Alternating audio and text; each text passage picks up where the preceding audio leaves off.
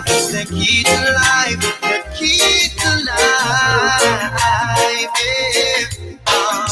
Yeah.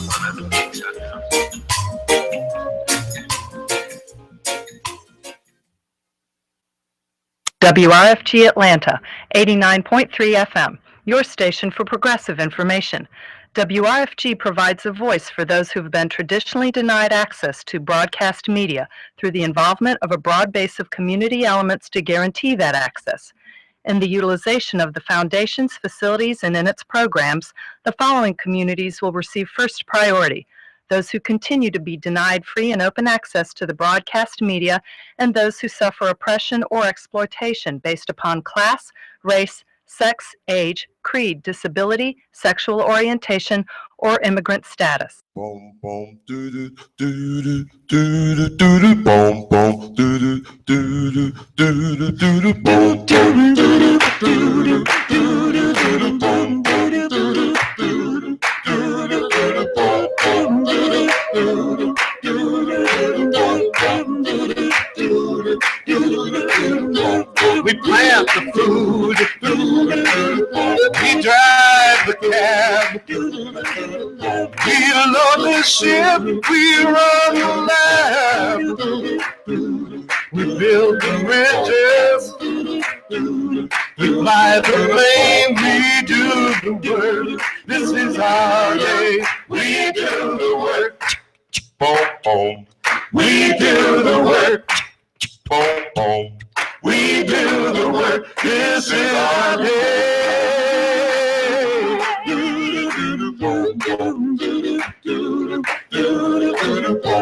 We type the page, we clean the streets, we sew the clothes, we change the sheets, we sell the goods, yes we do. We lay the stone, we do the work. This is our home. We do the work. We do the work. We do the work. We do the work. We do the work. This is our home.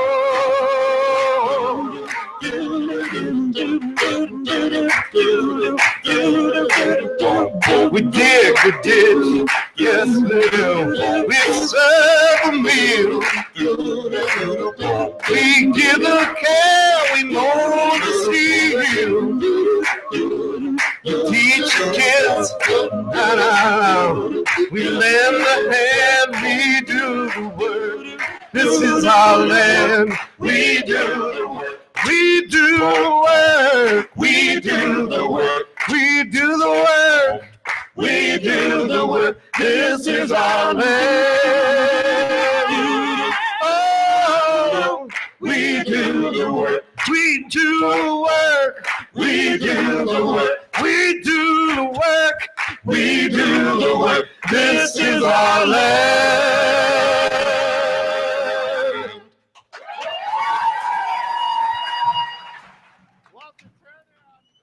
Good afternoon. Welcome. You are tuned into the Labor Forum here at WRFG, 89.3 FM Atlanta. And my name is Diane Mathowitz, and I'm a retired auto worker. And the co-host of the program is seated right next to me here in the studio, Paul McLennan, he's a retired MARTA worker. Hi, Paul. Hey, Diane. So it's been a busy weekend. Many of us were down at the School of the Americas Watch event in Columbus, Georgia, at Fort Benning, and at the demonstration that took place at the Stewart Detention Center in Lumpkin, Georgia, which is about 30 miles from Fort Benning in Columbus. A great demonstration calling for the shutting down of this detention center, which really locks up workers whose crime essentially is that they don't have a paper. It is not any kind of violent crime or any kind of real crime. It's a civil action that they have done. Anyway, we will have more about that, but I want to welcome you all again to the Labor Forum. The opinions that are expressed on this program may not necessarily be those of the Board of Directors, staff, or volunteers here at WRFG. But for all of you who are listeners to this program or any program on WRFG, you know that we are a mission-driven station, which means that we strive to bring the voices and opinions and solutions to problems from those who are impacted by them. So on this program, we like to talk to workers about the issues at their job and in their community. We always want to start with our labor headlines. So we will start today and then move on to This Week in Labor History. Our first guest at about 4:15 will be calling us from Sheboygan, Wisconsin, where the Kohler workers are on strike. And at 4:30, we'll have a conversation about the results of the UAW contracts with the big three auto companies with a Chrysler worker.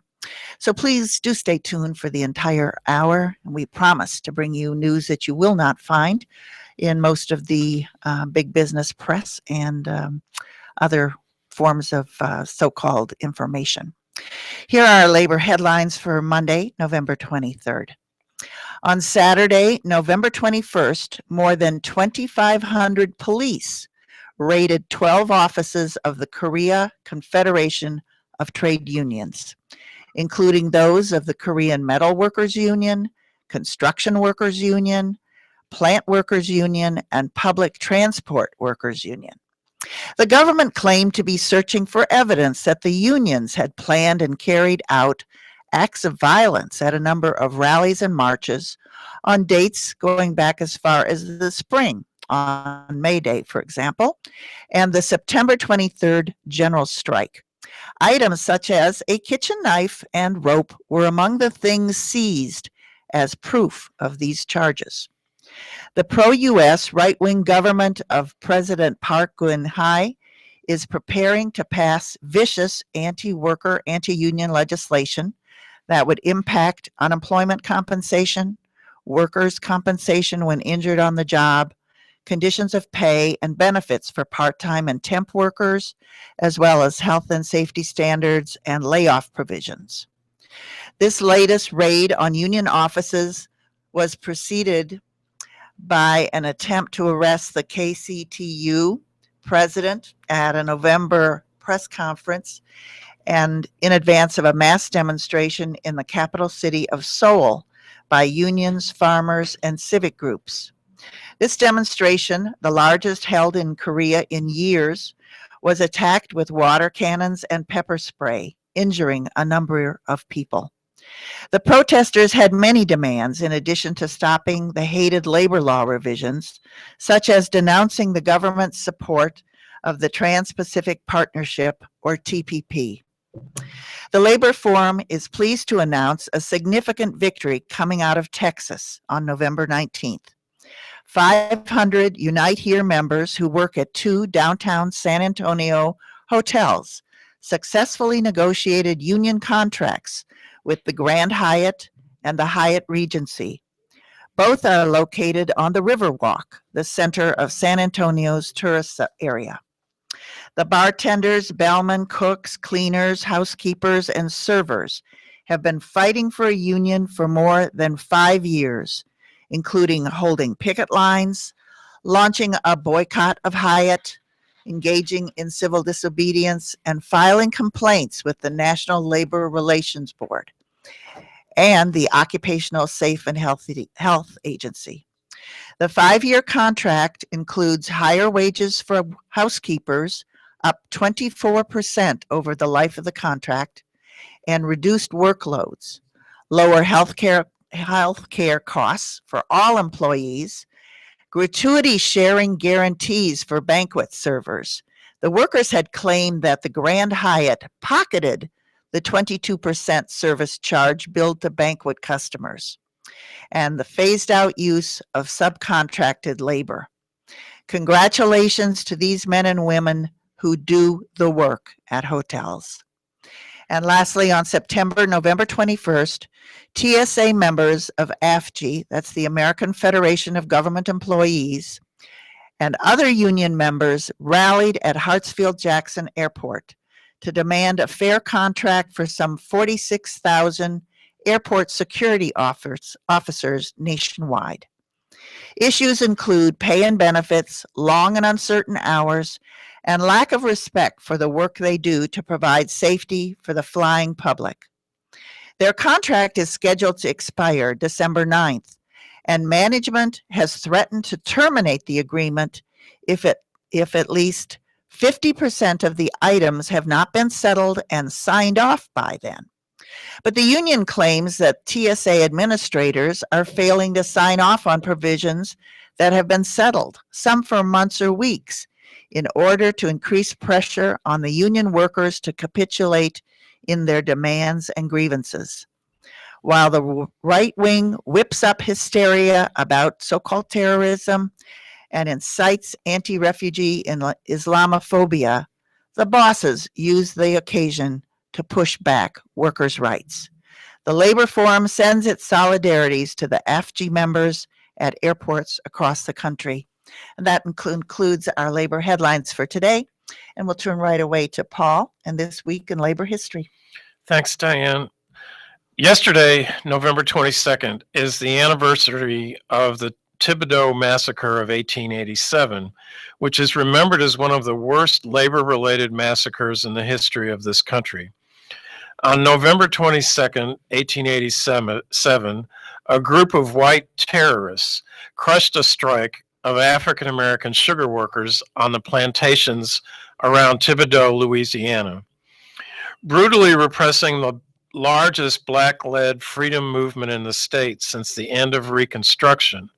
Whites killed dozens and perhaps hundreds of black workers, seeking to take back control of state politics and labor relations from African Americans. African slaves had made up the sugar workforce before 1865, and with the failure of Reconstruction to give blacks meaningful rights, the white plantation owners sought to reinstitute conditions as close to slavery as possible. The Louisiana Sugar Planters Association determined to keep wages low. Workers made about 60 to 65 cents a day, paid in company scrip that kept them dependent upon the white economic structure. But black workers never accepted white attempts to recreate slavery. They fought back in many ways, including by striking. Beginning in 1880, sugar workers engaged in some sort of protest each year over the conditions they faced. By 1886, the determined struggle of the Louisiana workers attracted the Knights of Labor.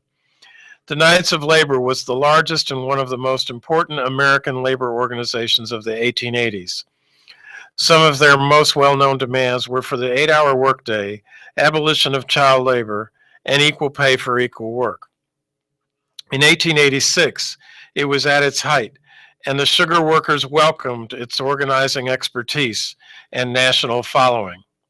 In a world where the American Federation of Labor, founded in that year of 1886, would exclude black workers, the Knights' willingness to cross racial boundaries is important.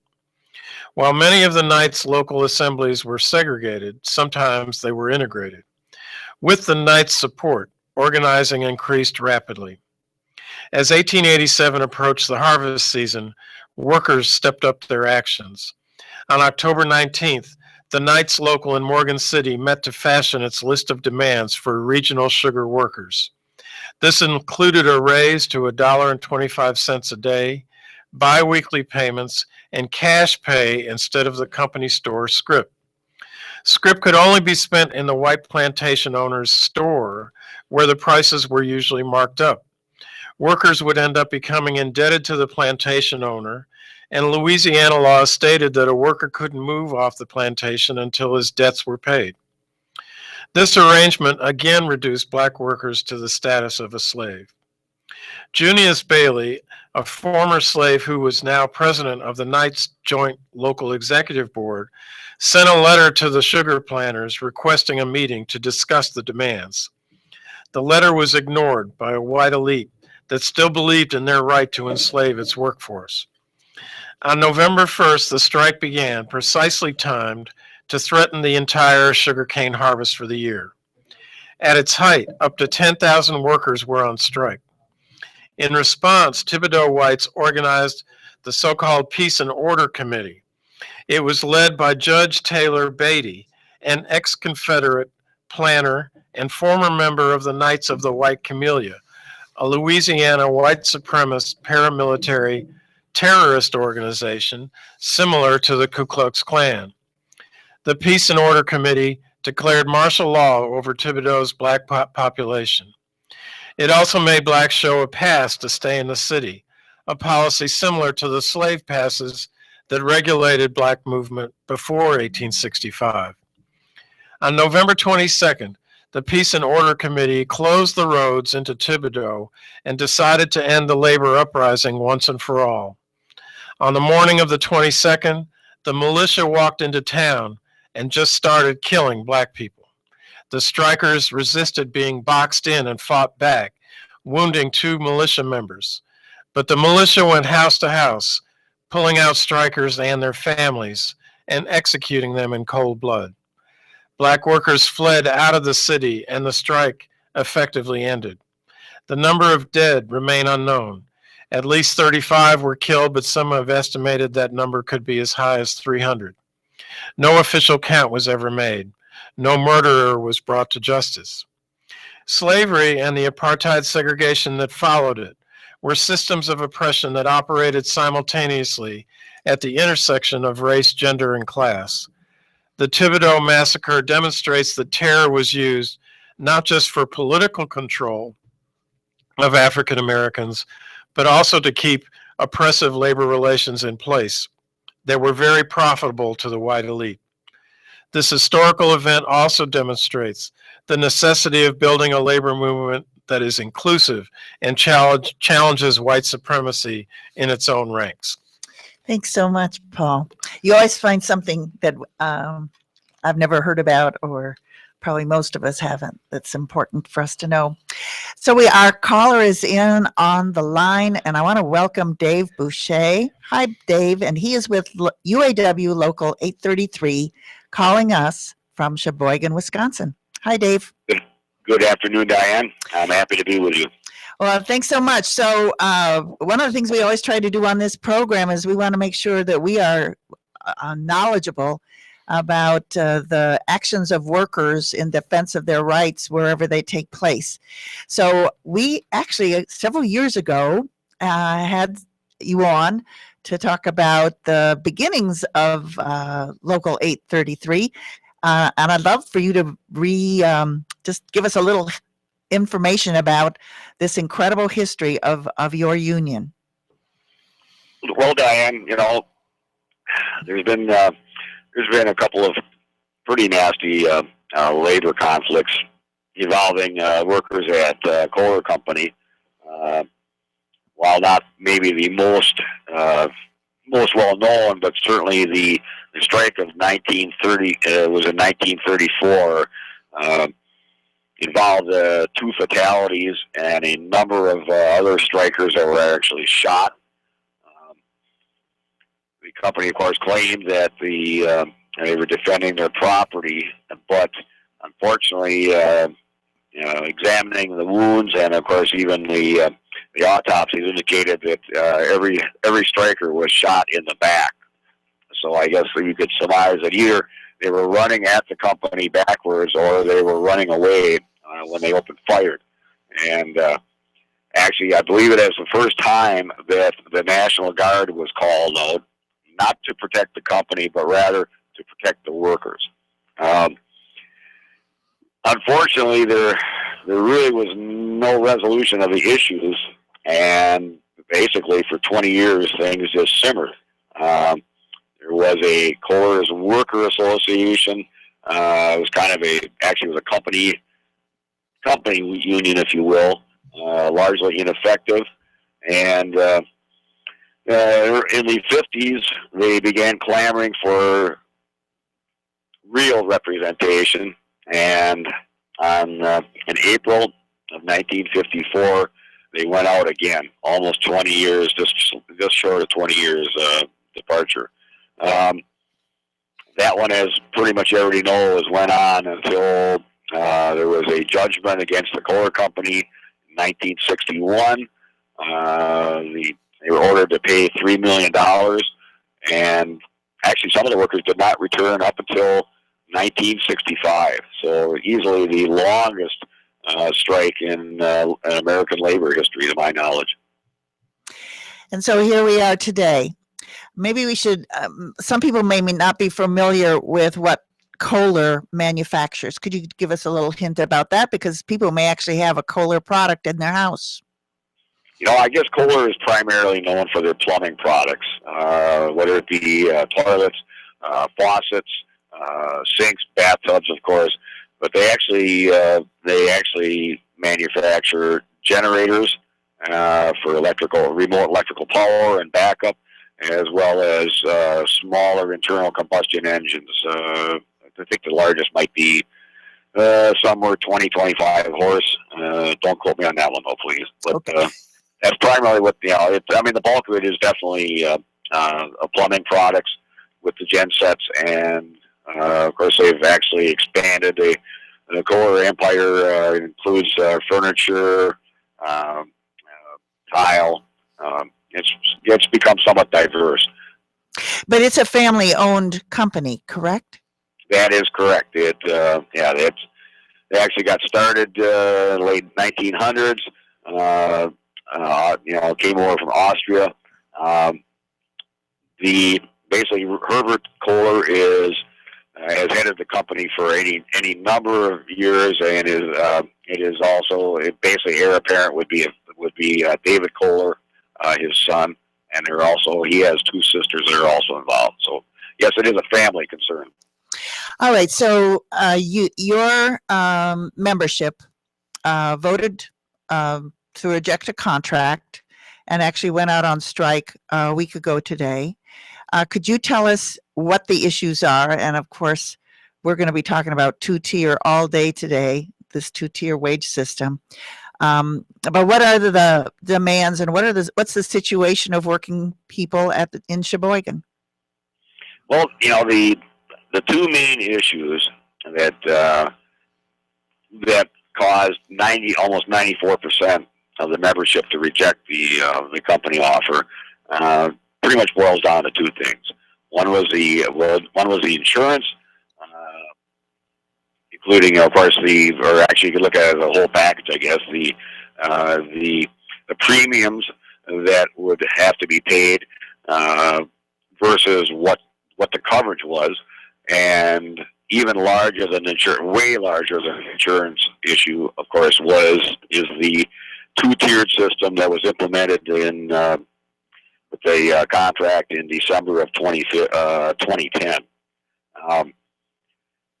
While right now it is a majority of, I'd say probably, I'm just going to approximate here, 1,600 people are in the higher tier, which is, pays 100% of whatever the rate per classification is.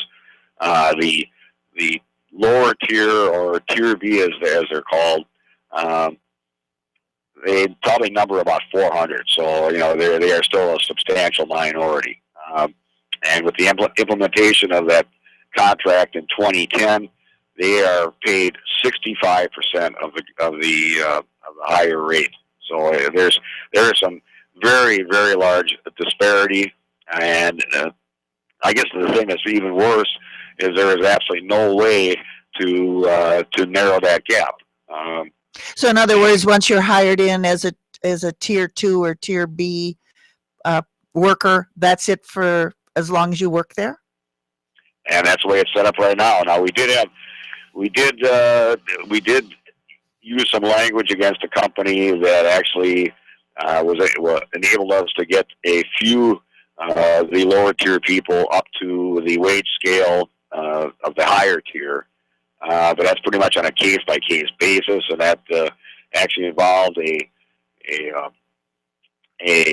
grievance that ultimately went to arbitration, and the arbitrator ruled in the company's favor. So we're able to bump some up. I'd say that I'm going to just estimate right now, maybe 30 people at best. But the rest of them, pretty much, they are stuck.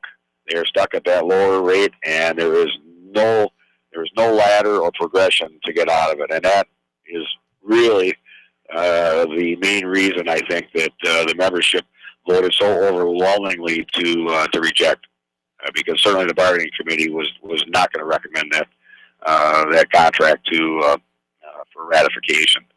And I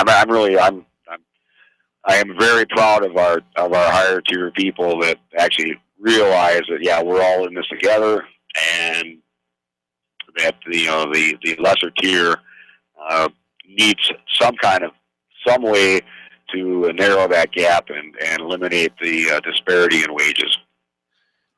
So, Dave, the higher senior, the 1600 are higher seniority and older. Is the company's strategy that these people would gradually retire and the second tier would become the majority?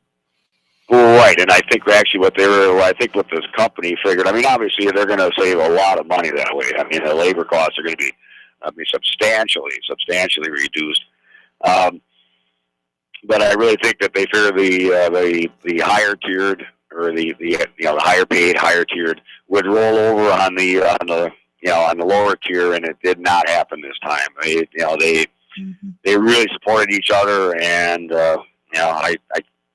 I tell you, the 94% was it was even a surprise to us. We didn't think it would be that high, but they apparently understood what we were talking about and what it really means to stick with each other. The Right. old adage, an injury to one is an injury to all, and that was a very, very resounding rejection of that contract. So we just have a couple minutes left, and I want to ask a little bit more about the actual inability of somebody who's in this lower tier of pay, but doing the exact same work as somebody else who's getting paid substantially more, how their living conditions are. People may think that Sheboygan, Wisconsin, I don't know, maybe the cost of living is less, but I don't think that anybody anywhere can live on about $12 an hour, given all the utility costs, housing costs, gasoline, insurance, clothing. That doesn't go down. That doesn't go down. Day or week to week, Right. So are many, I know from a friend of mine, Brian, who actually set me up with you some time ago, that I believe both his grandfather and father worked there. Is this a situation where there's many generations of a family that works there, and that is part of what is compelling maybe what we'd call the more veteran or senior workers to understand that their own children, their grandchildren can't make it? Because I'm assuming Kohler is a major employer in Sheboygan. Yes, they are, and yes, you are correct. I mean, there's been multi-generations that have come through these doors and basically made the Kohler family as wealthy as they are now, which it has just vaulted in the last few years up to net worth now is just under $7.2 billion. And was that B billion? And that's B with a billion. Yes, yeah, billion as in bullions. But it's just a huge increase in just a matter of 1 year, and that was I think that was reported by Forbes 2 years ago. It went somewhere from 3 went vaulted from 3 to over 7. Unbelievable. And we are trying to get a grow out for the tier B to reduce that disparity in wages. And even though there were some increases, the company unfortunately has refused to consider that, and that really led us to rejecting and the strike action we're now taking. All right, so you've been on strike now a week, and I know that there was a solidarity rally this past Saturday. Could you mention just a little bit about the kind of support you are getting, both from people who live in Sheboygan and in Wisconsin and other unions? And then at the very end of your comment, let our listeners know that where they can go to get more information, and particularly if they want to take some action to support the Kohler workers. And we've got 1 minute left. Okay. We did a rally on this past Saturday, which coincided with the Kohler Hospitality Suite, a holiday festival weekend. We marched and actually we sang Christmas carols in addition. I think we're being well received and supported by most in the community, both in the area and around the state, and actually beyond the borders. I would say that I think a lot of people they find this wage disparity and actually 2 tiers just another word for discrimination, as far as I can, as far as I view it. And I think they get it. They seem to get it. We are receiving donations of non-perishables as well as monetary, particularly for the lower tier. Those are the ones that are really struggling. I mean, everybody struggles in a strike, but they especially are hurting. And actually, we don't have anything set up right now, Diane, as far as the PayPal. But if any of your listeners would be interested in this, just type up local 833, and you'll find our website. The address is at the very bottom of the homepage, and we would accept. We're hoping to get some kind of monetary donations to assist our lower tier brothers and sisters. They're the ones that are really going to need the help here. And I want to say again, obviously, any worker at any time going out on strike, it's a big decision.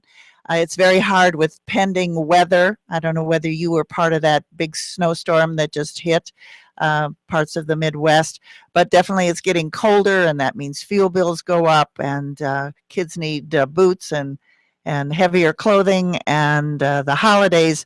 So any support that any listener here at WRFG's Labor Forum can give to the Kohler strikers, please do that. Go look up UAW Local 833 on any one of your devices, and at least read about it. Send them a card, make some way to let them know that you are thinking about them. And thank you so very much, Dave, for giving us your time. I know you've got to be super busy with trying to maintain picket lines, etc.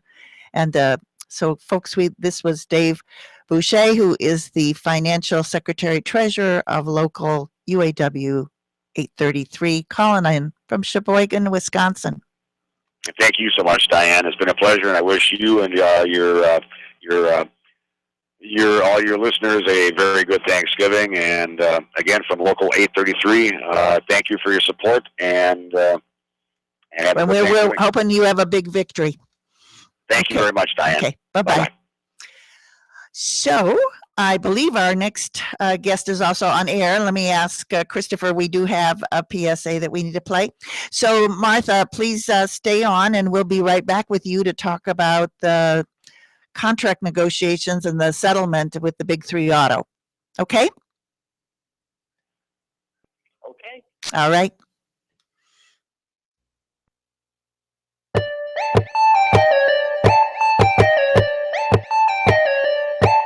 Save the date, Sunday, December 13th, for the second annual WRFG Carnival of Cultures. It's almost here, with tasty treats and beverages, live music, and a silent auction featuring jewelry, art, fabrics and clothing, sculpture and pottery from around the world, and gift certificates for restaurants and services. Did I tell you there's going to be dancers and jugglers? Yes, but wait, there is more. George Franco, TV reporter and professional auctioneer, will entice the bidding on some very special you just gotta have items. Plus, we're working on some surprises you won't want to miss. That's the WRFG Carnival of Cultures, Sunday, December 13th, from 2 p.m. to 5 p.m. at the Solarium, located at 321 West Hill Street, Decatur, Georgia, 30030. $20 entry fee includes buffet and beverages, and a $5 discount on a winning item bid. Children 12 and under are free. All proceeds to benefit WRFG 89.3 FM, your station for progressive information and hand-picked music. For more information, you can call the WRFG business office at 404-523-3471. See you on December 13th at the Carnival of Cultures for sure.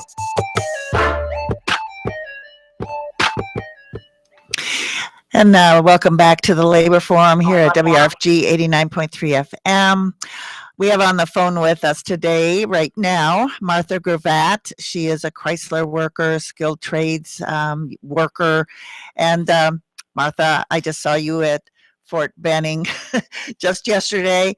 I want to thank you so much I know he just got off of a bus, for making this call today.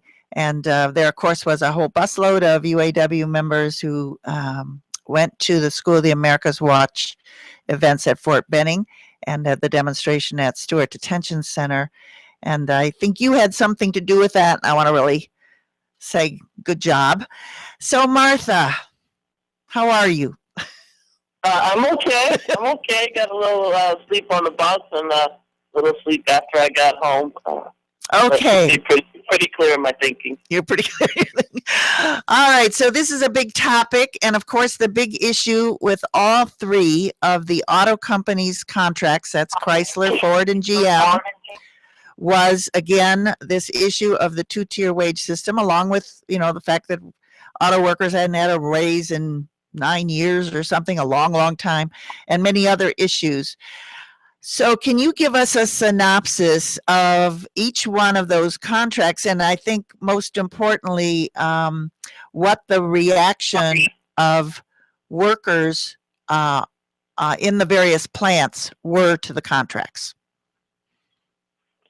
Well, as you said, I'm a Chrysler worker, and typically the UAW negotiates with one company, one of the three companies first, gets a contract, and then goes to the other two one at a time, and either holds the other companies to the pattern set by the first, or tries to improve upon that pattern. So this was a contract year where the leadership was going to have to deliver some measure of improvement because since 2007, we've just been giving up, making concessions, and the companies not wanting to give anything back to us. Now with their car sales at record levels above the pre-auto recession levels, and profits sky high, especially at General Motors and Ford, where they're making record profits in the range of several $1 billion, not a year, but just in one quarter, that workers had high expectations for these contracts, and they weren't going to settle for a contract that they felt was anything short of what they felt they should get back. And one of the big issues, just as in the Kohler strike, and it is an honor to be on the show to follow a leader of that heroic strike, the issue of two-tier pay is a huge issue. It's an issue for labor going back to the 80s, when a lot of the contracts began to have this problem where new hires were paid less than workers with more seniority. So two-tier came to the Big Three in 2007 to 2011 contract. And in 2011, they did negotiate some pay increases for the second-tier workers, but still left a pay gap of between $9 and $10 an hour between the highest paid production worker and the lowest paid. And as you said, the so-called legacy or traditional workers have not had a raise since 2005 or 2006, which no matter how much money you make, you work hard, you go to work every day, you want to see your pay keep up with inflation, or at least, increase over a period of time. So there was a lot of pent-up anger. So the Chrysler contract that we were asked to vote on in September did not eliminate two-tier pay. It did have raises for second-tier workers, but it fell short of eliminating the pay gap and also maintained unequal benefits and unequal pensions for the lower seniority workers. So there was a real grassroots movement on the shop floor for a no vote. People in a parts warehouse in California, for example, made T-shirts. They said, "Solidarity, no more tears, vote no." Workers in Toledo and at the Jefferson North plant in Detroit had demonstrations against the contract, calling for equal pay for equal work. And another big concern was the fact that it was leaked through the media that Chrysler, now it's Fiat Chrysler, planned to move all car production out of the UAW family of plants, presumably to Mexico. So we voted no on this contract. We sent a pretty strong message. We voted 2-1 against the contract. And the second contract we were asked to vote on passed overwhelmingly. And what was significant, although there are many problems and shortcomings with this contract, is that the second time around, there is a progression where everybody eventually, even though it may take some 8 years, everyone eventually gets to top pay. There's some exceptions, temporary workers and workers at certain plants, but this was nevertheless a victory for solidarity. So this contract passed at Chrysler. Then the UAW went on to negotiate a contract with General Motors, and knowing that the workers there, seeing the obscene profits that the company was raking in, we're going to probably want a better contract than what the UAW got from Fiat Chrysler. So the most significant improvement compared to the Chrysler contract was that the second-tier workers also now get equal health insurance benefits. So that contract was passed by a majority of workers. However, there was a lot of opposition. 42% of General Motors voted no. And I think one of the big issues there was it came to light that there were, in fact, a lot of hidden tiers in the contract, that the contract, far from eradicating two-tier, introduced a lower rate of pay for temporary workers, a lower rate at 4 of the plants from the rest of the plants, and an even lower rate for future temporary workers. So there were now not 2 tiers, but multiple tiers. So this contract did pass. However, at General Motors, there was another issue that affects skilled trades workers there, and that is since 2007, there has been language to combine all these, over 24 trades classifications into basically 2 classifications, mechanical and electrical. And some of this language was improved at Fiat Chrysler, but not at General Motors. So a majority of the skilled trades workers at General Motors voted no. And past practice has been when the trades vote no on conditions particular to their work, that the union goes back and renegotiates those provisions. So on Friday, the UAW announced that they had renegotiated some of the skilled trades language, and they were now declaring the contract ratified. They did not bring it back to the skilled trades for a second vote. However, I haven't seen the new language, but apparently there's some improvements on these draconian moves to eliminate jobs and put worker safety at risk. Martha, can I interrupt you on that to ask a question? Many listeners know that I worked for General Motors for 30 years, and I was on the assembly line, and the skilled trades had a whole variety of different, very specific knowledge and skills. And so I would like you to kind of expound a little bit about that. You yourself are a skilled trades worker. As to kind of move everybody into 2 categories. It is often the skilled trades workers where the accidents occur and fatalities occur in automobile plants. And that's because they are often up on top of heavy equipment. They are moving heavy equipment. Could you talk a little bit more about why the skilled trades were so adamant that they couldn't have just 2 groupings?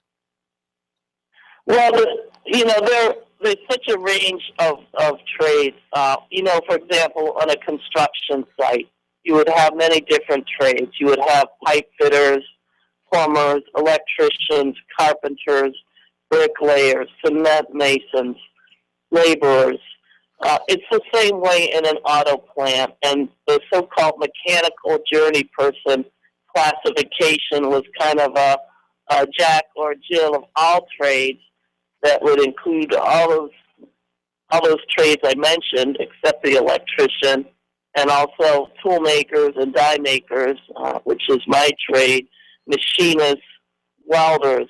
And we all go through 4-year apprenticeships just to learn our own trade, and then we never really stop learning. You know, our learning just begins when we finish our apprenticeship. And safety procedures are a big part of our training, and in fact, we can be disciplined for failing to follow the safety processes. And all of our trades have unique processes, and as you said, we might be on top of a piece of equipment. We might be inside a piece of machinery or inside a confined space. Confined spaces, you have to have special training for that, or welding, dealing with heat and or electricity, or high pressure piping, hydraulic or pneumatic or gas filled piping. So to combine all these trades, and even with all the lines of demarcation that did exist when you were in the plant, skilled trades did have a majority of the fatalities in the UAW were skilled trades. And in fact, as you know, I worked at a Chrysler plant in Ohio for 23 years, which is now closed, which is why I'm in Detroit. But the year before I hired in, there was a die maker who was crushed inside a press. And it was a situation where he was going in and out, making minor adjustments each time. And then this one time he didn't follow the safety process, and the press rolled over, and he was crushed. It was just gruesome. And this is even the safety practice. This is even his own safety training. Still, we have fatalities. So we feel that all this consolidation, it risks safety, and it's also a threat to job security when you have 2 or 3 people doing all the different tasks that are normally maybe performed by split up between 10 different trades. And really what's happening, and especially in General Motors, is that the trades are just there for routine daily maintenance and for emergency breakdowns. And they're complaining that all the new project work is being done by contractors. You know, there was a strike in the oil industry earlier this year, and that was one of the big issues there, along with safety, was that the oil companies were laying off members of the steel workers and bringing in, it's creating a contingent workforce that you bring someone in to do a particular job, a particular project, and they finish that project, and then they're laid off. And also, one of the things that you just mentioned, when you're a UAW skilled trades person, you have gone through an apprenticeship program that's of a certain length and it's got certain standards. Oftentimes when these companies hire an outside contractor, you really don't know how much the pipe fitter, the electrician was actually trained. So I just made that comment, and then we'll just try to go on. So now we're, do you want to work on the Ford contract?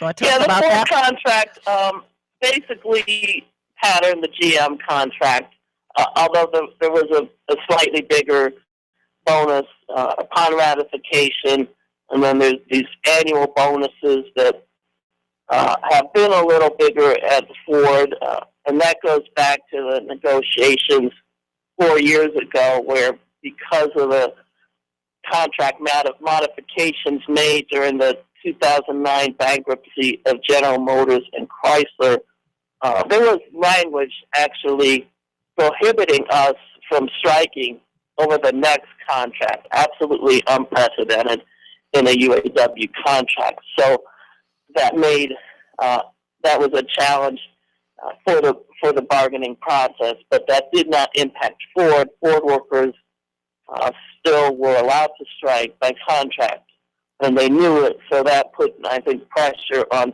Ford and the UAW to sweeten the pot a little bit. So in 2011, Ford workers got these annual bonuses that were a little bit more than what General Motors and Chrysler workers got. So that was another difference, but it was not. There were no significant differences between the Ford and the General Motors contract. It also brought second-tier workers up to the top pay in 8 years, and also immediately began giving them the same health insurance benefits as the first-tier workers, which is, of course, a great thing.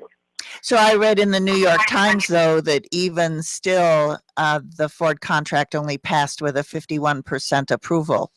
So I would, if you wouldn't mind commenting a little more about what you think this suggests in terms of, auto workers. I certainly am very happy that I was a member of the UAW, and I'm a member of the UAW, and received the benefits of years of strike and struggle that made my job one that allows me to now have a pension and a variety of other benefits.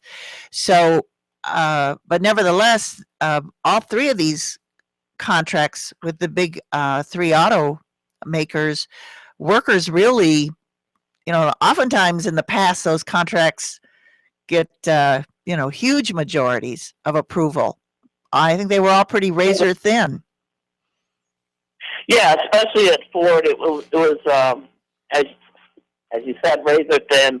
Barely 50%, over 50% voted for it, and I think a lot of the same objections that people felt that an 8-year progression for a second-tier worker to get to top pay was ridiculously long, especially like when you compare it to a skilled trades apprenticeship.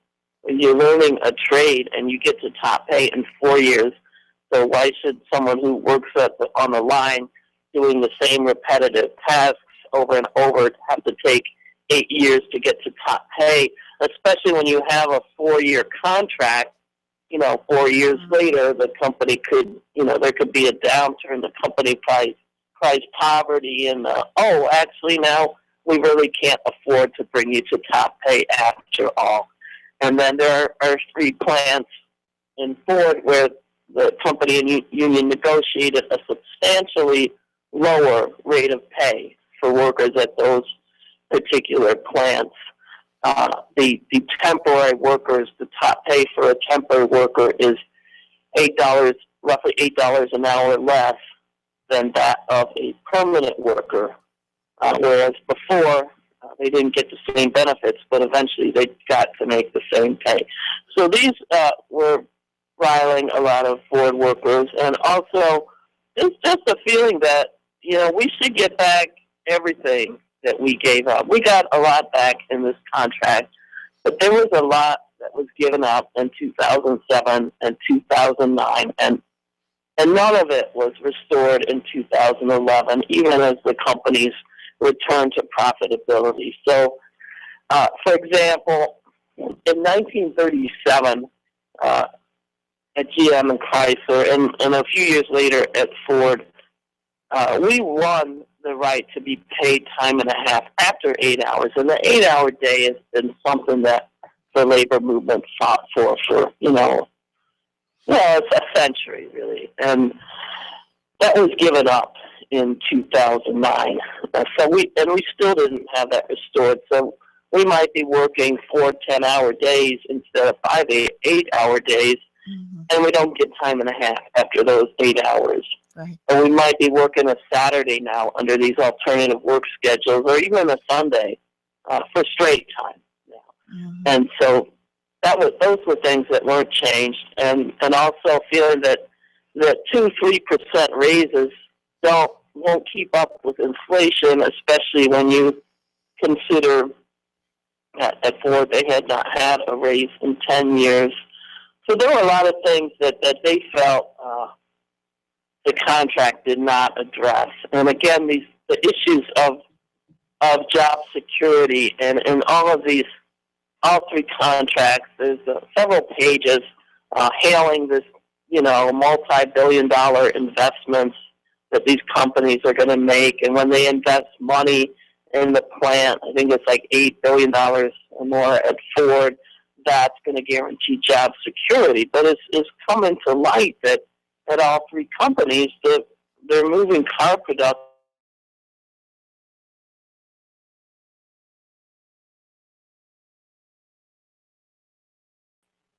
of sales of trucks and SUVs.